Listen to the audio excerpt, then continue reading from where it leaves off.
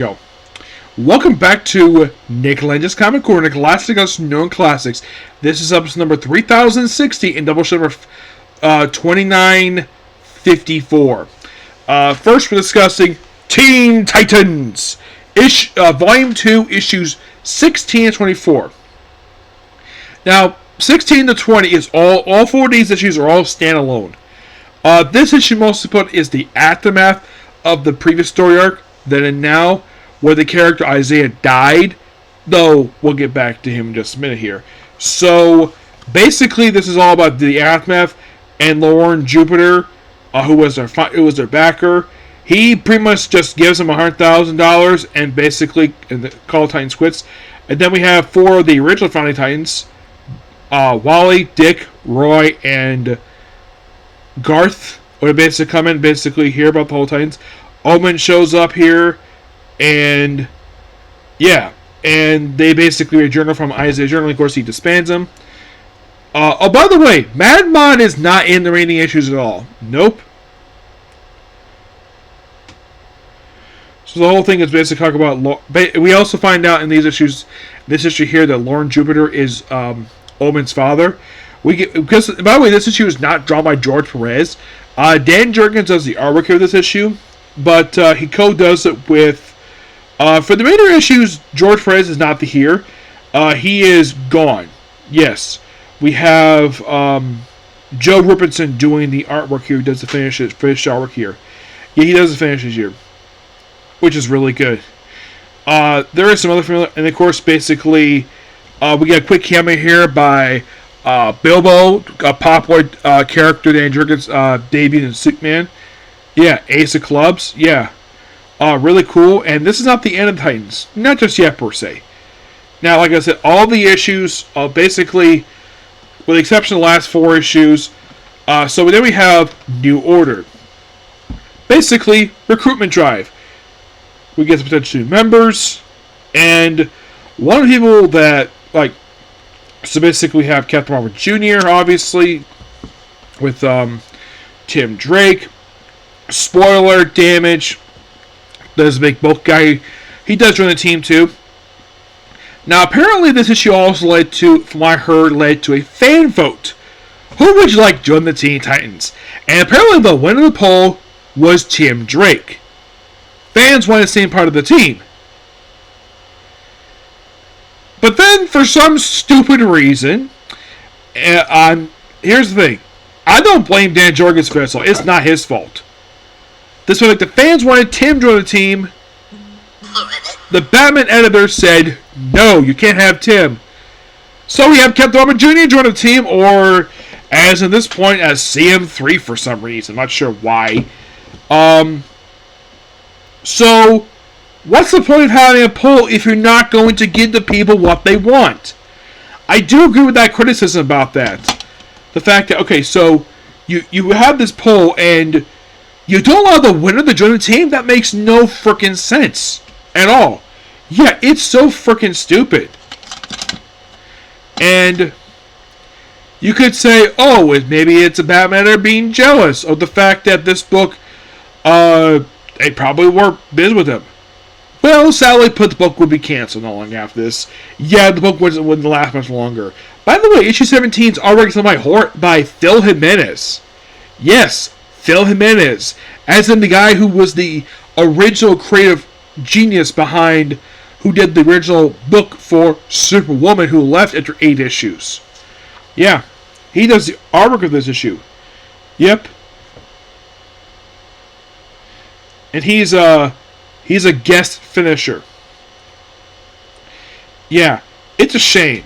So, he ends up joining, and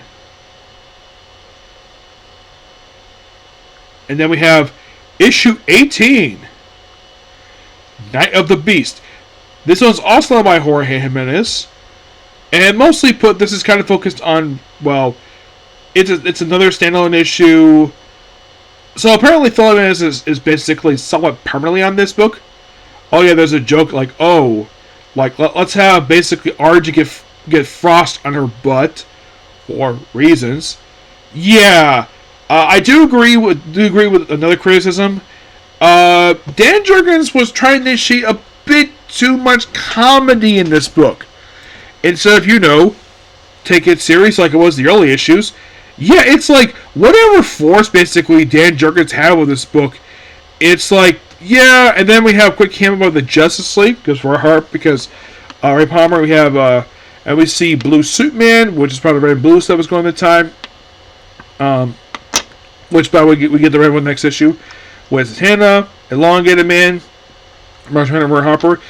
This, I believe, was this is from like very like early first year of JLA. Then pretty much the very next issue. Issue 19 is, from what I can tell, the only issue tied into a company-wide crossover at the time, because the very next issue is basically something in the series. We have North Rampant doing the artwork for this one, who does with Phil Jimenez, to Dan Jurgens. We guess their Superman is the whole Behold Millennium Giant storyline. And it's basically the Titans going to Egypt, and oh boy! Dan Jurgens basically, like, I don't know if this was his idea, or basically it's like, okay, so, yeah, apparently, like, just like these Titans don't speak Arabic at all, because that's the national language of Egypt, but Arjun does, and apparently, like, this guy here is this is basically, like, he thinks, like, oh, he should cover up, calls her heathen. I'm like, dude, you do realize, though, her arms are covered. Oh, why? Because she shows off her belly or her frickin' shoulder. Yeah, it's different culture, but my gosh. It's like Dan Jurgens wrote this Arab to be a bit of a sexist.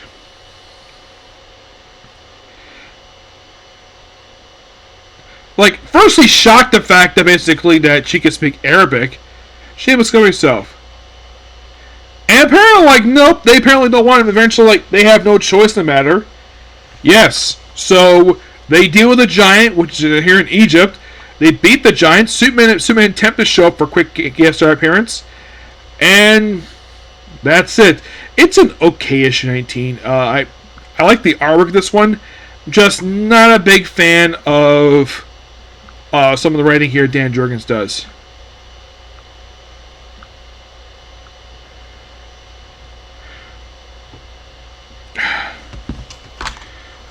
Seriously.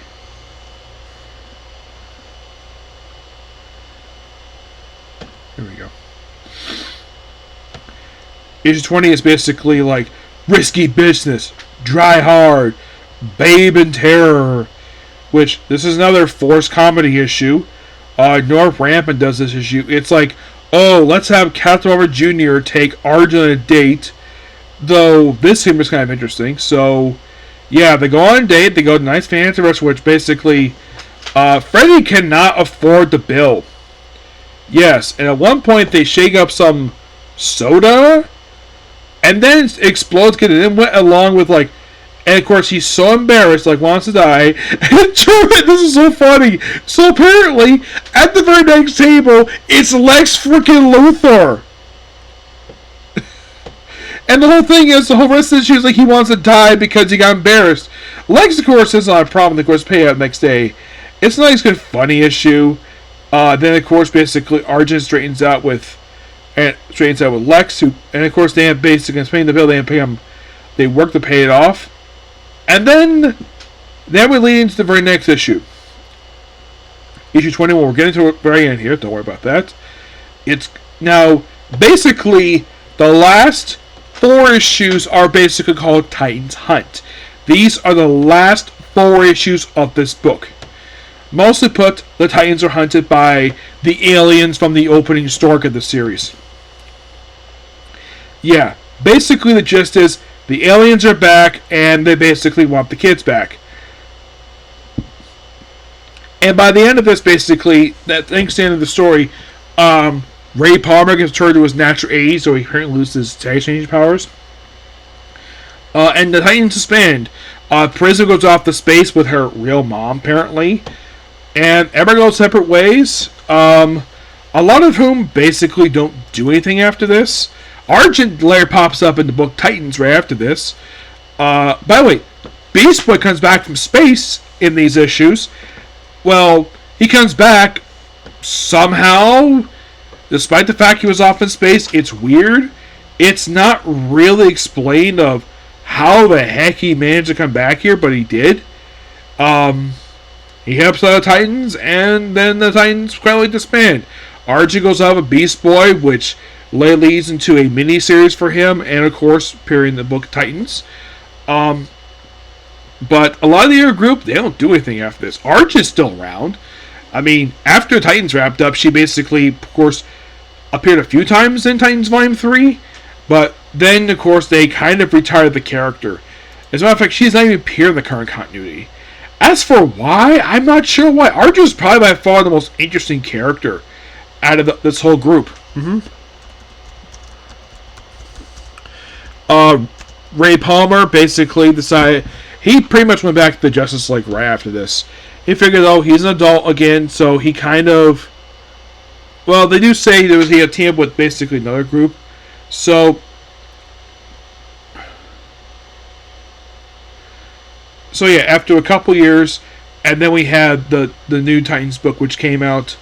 So apparently it came out roughly about just a half a month later. We had Titans Volume 2. Titans Volume 1, excuse me.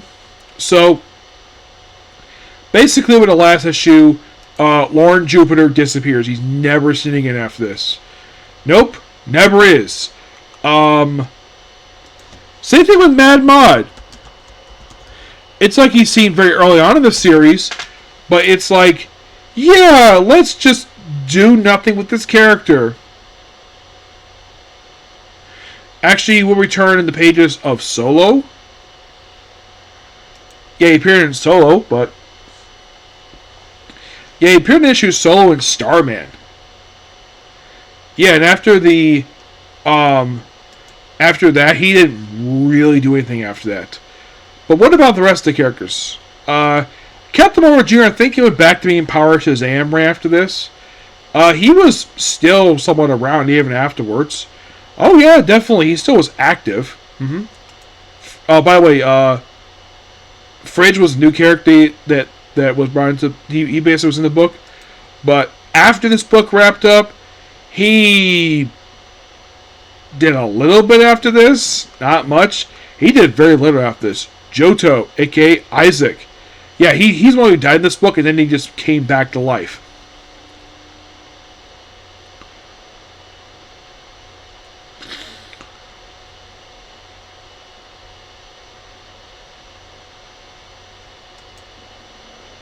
Yeah, he, after this book wrapped up, well, appeared in a couple of issues of Superman Batman, and issue of Superman, JLA Titans. I mean, his last known appearance was probably in the pages of 52. Though he did kind of return for Dark Knight's Metal Secret Origin. Prism, as far as I can tell for her, I don't think she, well, it looked like she did appear after this. Well, appeared in some issue of Superman, but she honestly didn't do a lot after this. You might be curious though, did they bring her into the current continuity? They did. Yes. But she hasn't really done anything at all. Not really. How about Hotspot? He has. He has been in the current continuity. It made his debut in Sideways. And aside appearing in one issue of Sideways, he's appeared in Flash, Heroes in Crisis. Yeah, not very much. Yeah, that was the problem with this book. It's like a lot of the characters didn't do a lot afterwards. Argent clearly did. Omen, well, she was part of the Titans book. And then she died. In Titans / Young Justice graduation day. In the most awkward way possible. I'll discuss it later on, talk about that. But also way right here in the book here too. But as the book as a whole, it was really good. I did not think the issues this book was bad. I think that forcing an unnecessary comedy probably killed the sales of this book. The book was really good, and then of course we had the death. And let's light the book up and put in a bit of unnecessary humor. and also not listening to the fans.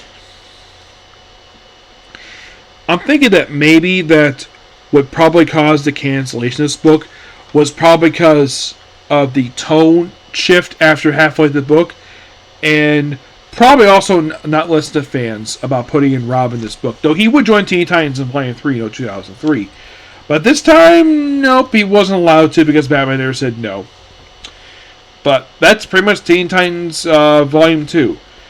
Good start, good ending, bad kind of middle-ish of the book. Dan Jurgens through the whole thing, kind of surprising he did. And with that, basically, Teen Titans is completely done. I have now reviewed every single line for Teen Titans. What is replacing this book? Impulse. Yep, I replaced Impulse. But the next thing to talk about is going to be Black Condor. Yes, the book that was released, another book released in the 90s. I mainly want to talk about this book because it's really short. I figured why not. Written by Brian Augustine, art by Rag Morales. Here's the first issue cover here. And I think this book here was, this book was...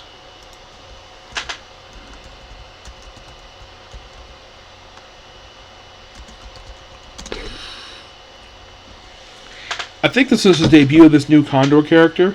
He seems very neutral.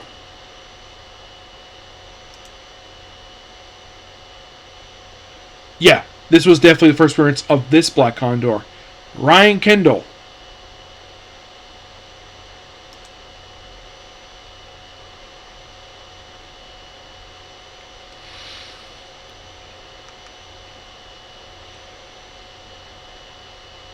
Yeah, I think he... Well...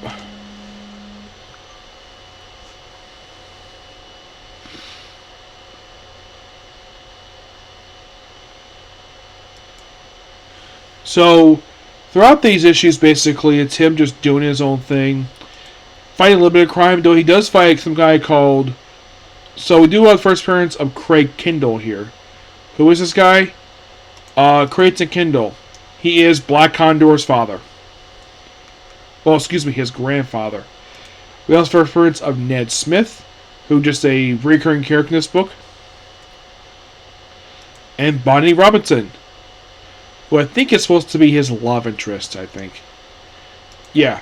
Though the very next issue debuts a character called Sky Pirate. Yes, Sky Pirate's back, despite the fact he... Well, he only appeared in issue 2 and 3, mostly putting just a guy who's misguided, and... What was he, like an old character they just risk prevented? Yes, they did. The original Sky Pirate was a guy called Sky Pirate. He was an old Alan Scott character. It's like, okay. They do a new version called Spitfire. Except they made her a Flash villain so it looked like Roxy Rocket. Yeah, his whole thing is like he helps with this girl who's someone he knows. He also for the debut of the Society of the Golden Wing. The book is set in Philadelphia, which is really cool. And Sky Pirate turns over a new leaf with the very next issue. But the main villain of this book is called Larry. But basically, well, it's a quick two-parter. And then the very next issue, he takes on a guy called Shark. The Shark is actually, believe it or not, an old Green Lantern villain who just happened to guest appearance here because why not? This was a solo appearance of the book. So, plus the appearance by the original Black Condor, Richard Gray Jr. Yeah, which the original Golden Age version of the character, he made his debut in Crash Comics #1. So then he also had Earth 2 counterpart.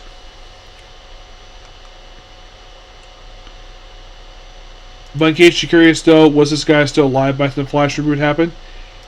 Yes, he was, but he didn't do a lot per se, sadly. No, not really. He didn't do a lot of anything.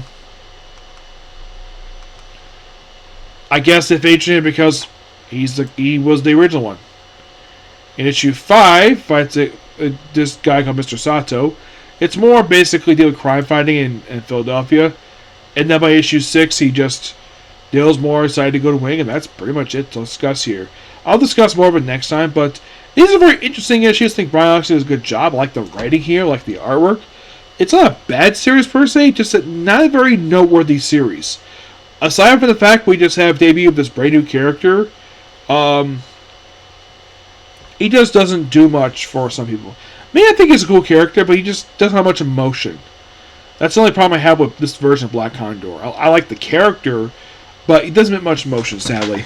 And the book itself was only 12 issues. It was not a limited series. It was ongoing. It got canceled. My guess is probably due to low sales. Yeah. Only lasted one year, and that was it. Yeah, the first issue released in, I'd say, April of 92. Issue 6 came out in, I'd say, September of 92. Yep. But next to discuss this book will be the end. And in case you're curious, though, would this be the only Black Condor book ever published? Yes.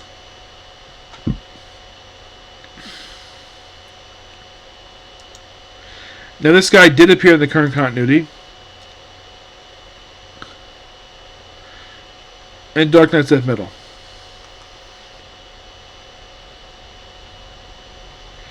As for titles, this was the only one he ever had that was actually, you can credit as his. Though he did also appear in Crack Comics too, but this was the only solo book he ever had. I'm going to pick this one next to discuss because it's part of the whole Freedom Fighter characters getting solo books, so yeah. But I'm going to give Black Condor issues 1 through 6 a 8.5 out of 10. Yep. But yeah, that's been a good review. Please be sure to like, comment, subscribe, turn notifications, and do another like button. Next up, the final 3 episodes of King Andre. Get into the video. Bye.